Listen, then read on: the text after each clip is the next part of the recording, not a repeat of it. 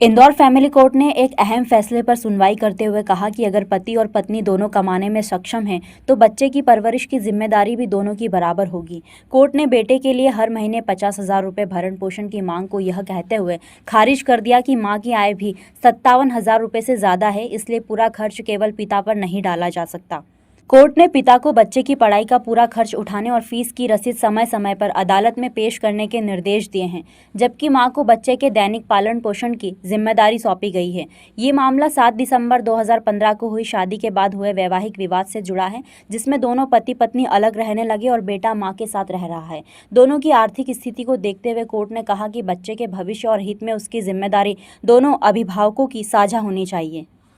ये प्रकरण इस तरह का था कि पत्नी अपने पुत्र को लेके अपने मायके में निवास कर रही थी, जिसके पश्चात पत्नी ने अपने पति के विरुद्ध विवाह विच्छेद का मामला लगाया, जिसके अंदर उसने पति के विरुद्ध अपने पुत्र के संपूर्ण भरण पोषण, शिक्षा और रहने सहने इन सब का खर्च की मांग की गई थी। इस प्रकरण में जो पत्नी है वो खुद एक मीडिया समूह में कार्य करती है, जिससे उसको 58,000 रुपये प्रति माह आय भी प्राप्त होती है। उस पत्नी ने जो अपना केस लगा उसमें 50,000 रुपये प्रति माह बच्चे के भरण पोषण के लिए मांग की गई थी।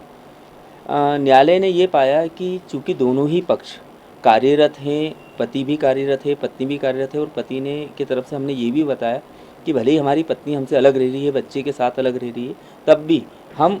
प्रारंभ से ही बच्चे की स्कूल की जो फ़ीस है वो स्वयं ही वहन कर रहे हैं और सारी फ़ीस का भुगतान हम कर रहे हैं। हमने उसकी फ़ीस भुगतान की रसीदें भी न्यायालय में प्रस्तुत करी। दोनों पक्षों को सुनने के बाद में न्यायालय ने ये निर्धारित किया कि चूँकि दोनों ही पक्ष कमा रहे हैं और बच्चा दोनों पति पत्नी की संयुक्त जिम्मेदारी है, इसी स्थिति में चूँकि पति द्वारा संपूर्ण फ़ीस का भुगतान किया जा रहा था,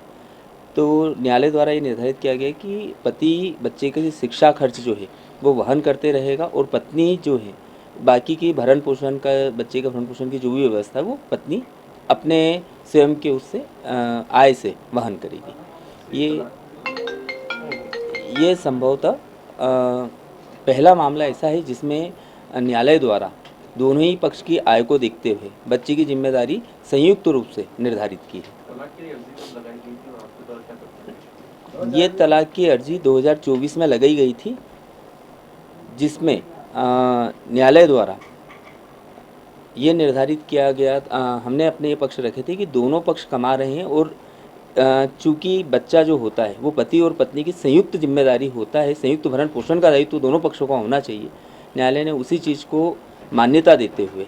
और दोनों पक्षों की अपनी अपनी जिम्मेदारी तय की।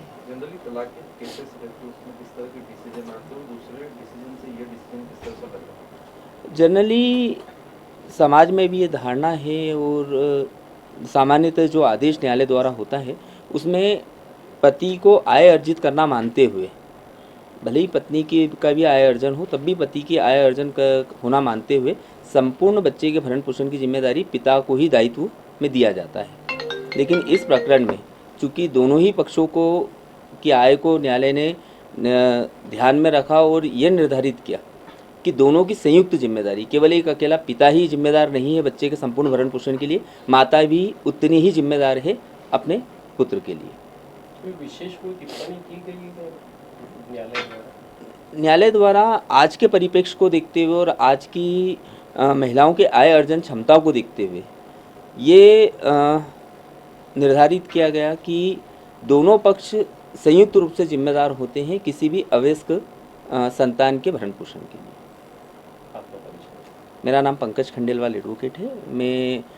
सन 2007 से इंदौर